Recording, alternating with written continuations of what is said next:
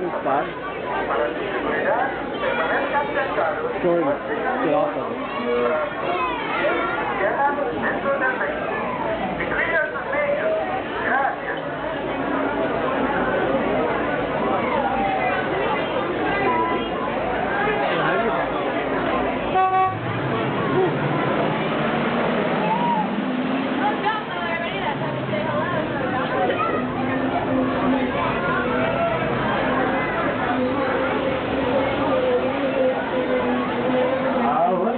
Jumbo, everybody.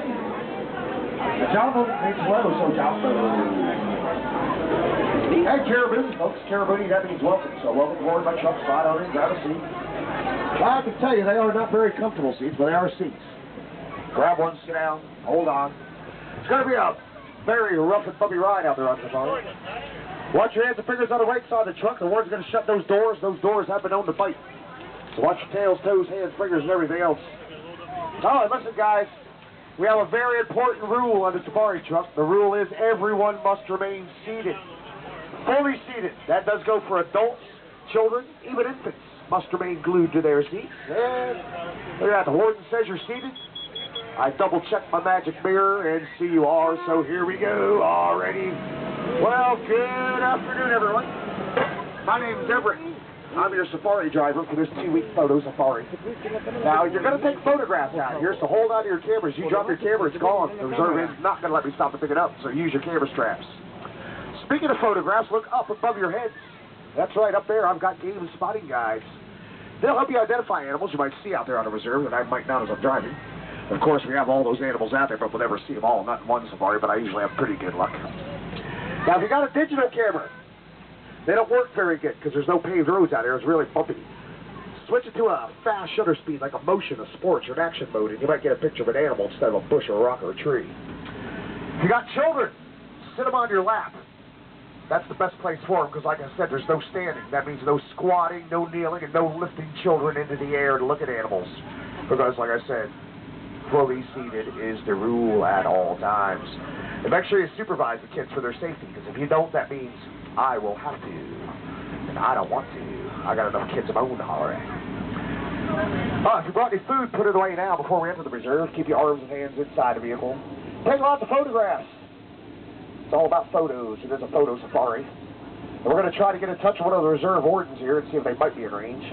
Hopefully they are. And after all, the reserve's 800 square miles. You never know if they're going to be within range or not. That's why it's going to take us 2 weeks to get all the way across the thing.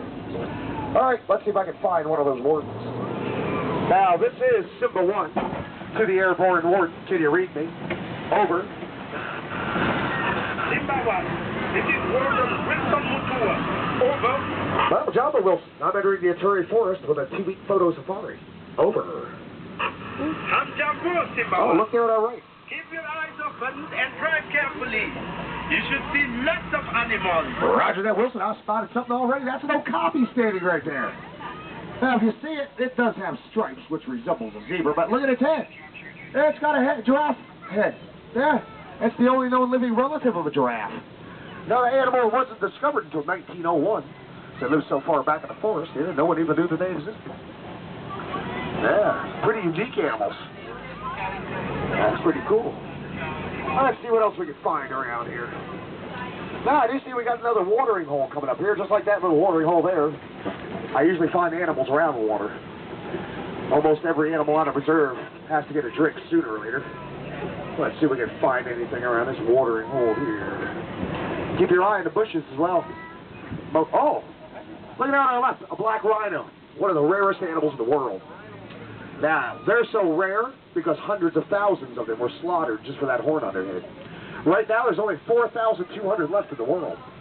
And skin, it's about an inch thick, over an inch thick in some spots. That makes them impervious to predators. All but for the predator known as man, of course.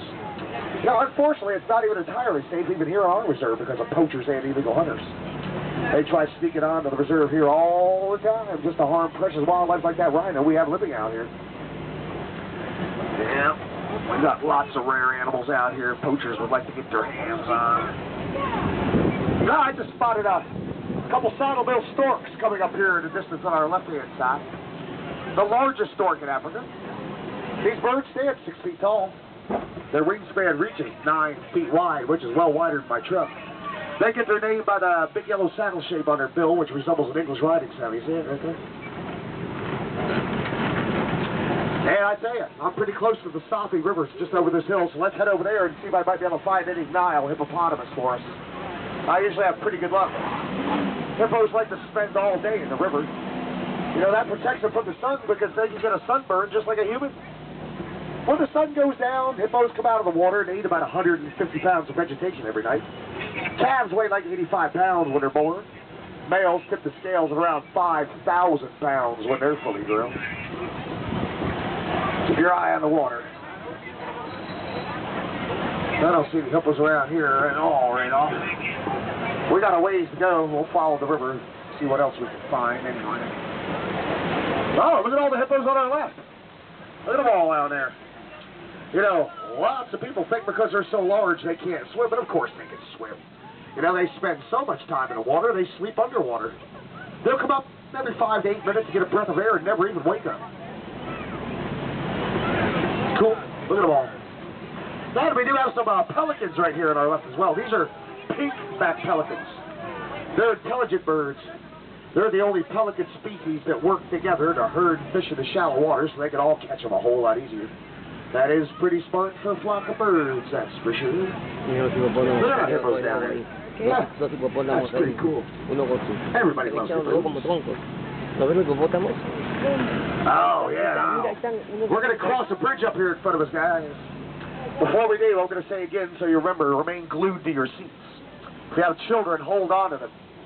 Because every time I cross this bridge, I usually find a bunch of hungry Nile crocodiles under it.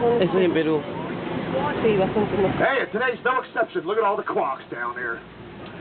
Wow, now they're much larger and much more aggressive than the American alligator. Yeah, they grow to be about 20 feet long, and they can crush bones with well over 1,200 pounds of pressure per square inch. And they're always hungry. Yes, this is one bridge. The faster I get off it, the better I like it.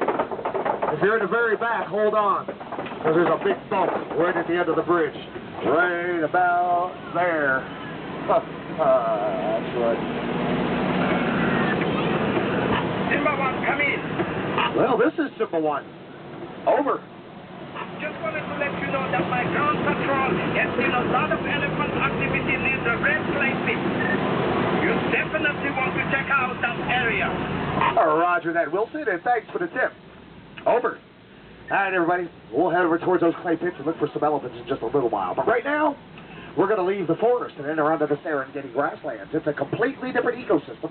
It is home to some of our more popular animals and our more dangerous animals as well. Hey, and speaking of different, check out that tree on our right. That's a baobab tree. Baobab means upside down in the Swahili language because it looks like it's growing with its roots up in the air, of course. But, you know, it stores large amounts of water in that big 1,000-year-old trunk, and it goes leafless, well, about 9 months out of the year to help it survive droughts. Here's my favorite view of the reserve as well, and what a view it is. Look at that.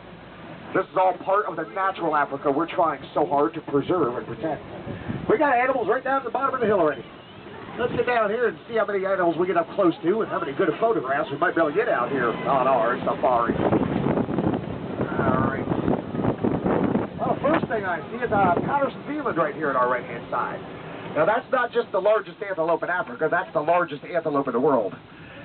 Males can weigh 2,000 pounds. They stand 6 feet tall at their front shoulders when they're fully grown. That's a little girl there. Males are about 4 times her size. Maybe we'll find a male around here someplace. They're very impressive. They can jump 9 feet straight up in the air as well. That's impressive by itself when a 2,000-pound antelope can jump 9 feet straight up in the air. Okay, let's see.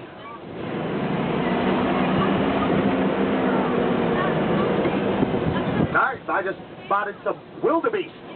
We're going to pass right next to you. Coming up on our left-hand side. White bearded wildebeest.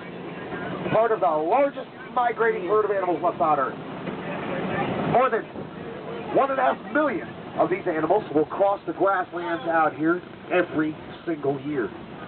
Everybody should get a picture when we're on safari out here as well. So if you got a camera, get a photo. Now, there used to be a herd of animals bigger, the American bison. Most people know what happened to them. Let's hope the same thing doesn't happen to the wildebeest out here in Africa, that's for sure. Now, these cones of earth we're passing, that is a termite mound. That's right. The termites build these by mixing their saliva with a native soil. When they bake in the sun, they get as hard as concrete. Elephants really love them. They come out here and rub all over them and scratch themselves like they're big, giant concrete scratching posts. When the elephants snap the top off one with their massive weight or just wear one down over time, smaller animals, they use them as vantage points to search the tall grass to make sure that no predators are sneaking up on them. And you know by predators, I mean the cheetahs and the lions I see running around out here on the reserve quite often. If we're lucky, maybe we'll find some more carnivores like those crocodiles we saw back in the forest. Look, more eland here on our right-hand side, laying in the shade over there. Largest antelope in the world. I just spotted one of my favorite animals. Look over there on our distant right-hand side. Look at all those little animals laying over there. Those little brown things. Those are Thompson's gazelles, known to us as just commies. Every safari, people see them and take their babies because they're little.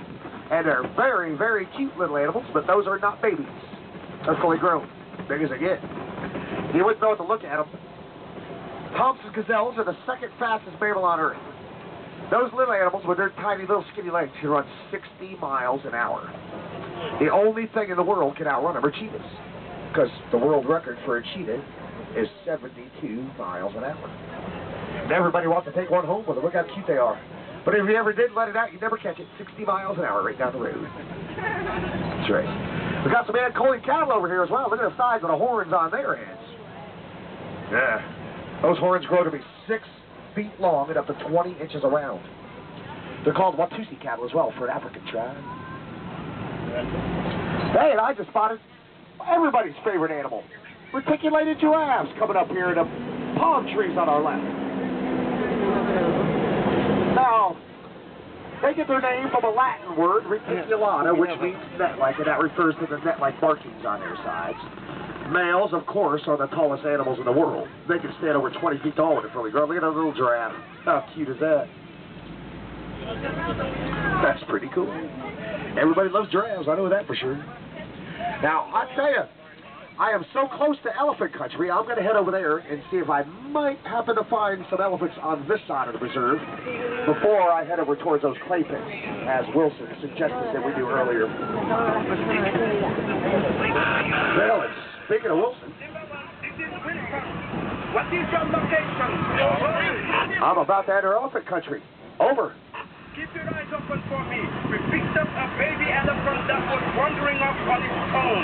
We can't find the mother. Uh-oh. I'm afraid torches may be in the reserve. Well, roger that, Wilson. If we spot anything out of the ordinary, I'll call you and let you know right away. Over. Did you hear that? Wilson thinks there might be some poachers out here messing around with some of the elephants. That's definitely not good at all. But we just entered elephant country. Let's see if we can spot anything around here. Now, both male and female African elephants have ivory tusks, and that makes them prime targets for those poachers Wilson was talking about. All right. Well, I really don't see anything around here at all right on.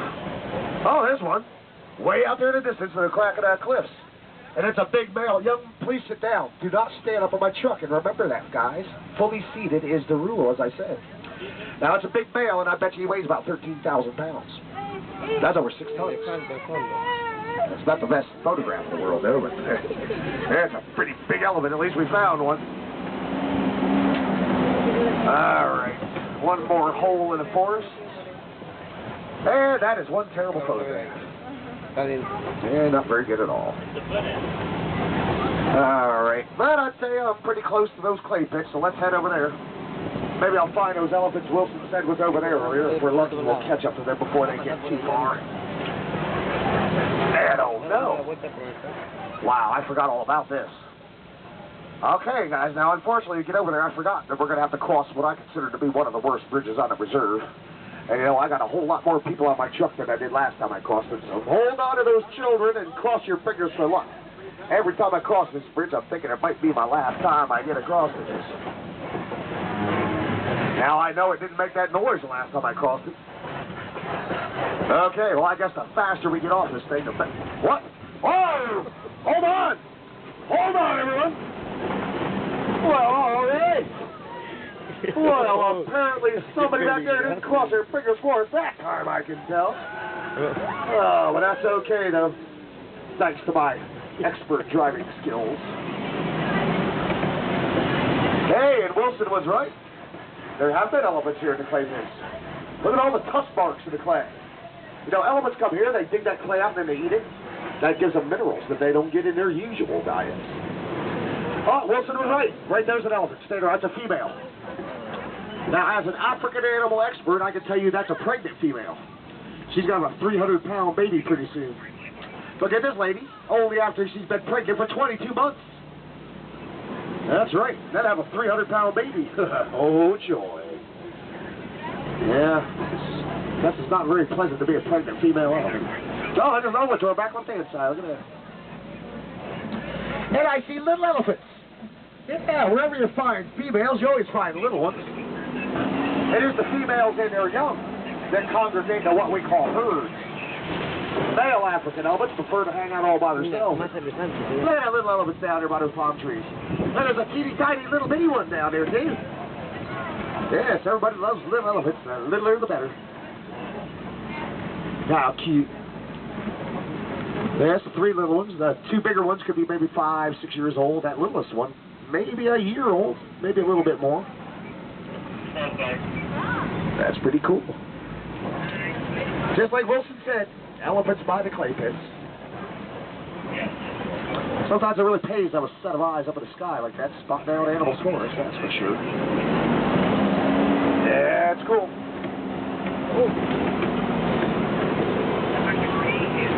Oh, and I see we have a flock of flamingos up here in front of the truck. Now, I know these are the greater flamingo here because they're the least pink of all the flamingo species, and they are the largest flamingo. You know, they get that color by eating brine shrimp. Brine shrimp contains beta-carotene. Beta-carotene is actually vitamin A. It's the same thing that turns the shrimp pink, and it turns the flamingos pink as well. Because everybody, you should know you are what you eat. And they are proof of that, because without that vitamin A in their diet, they would be gray and white. Just like they are for about the first year of their lives. It takes them that long before they even start to turn pink. How cool is that? Hey, we're having good luck. Let's see what else I can spot for us over in this direction here.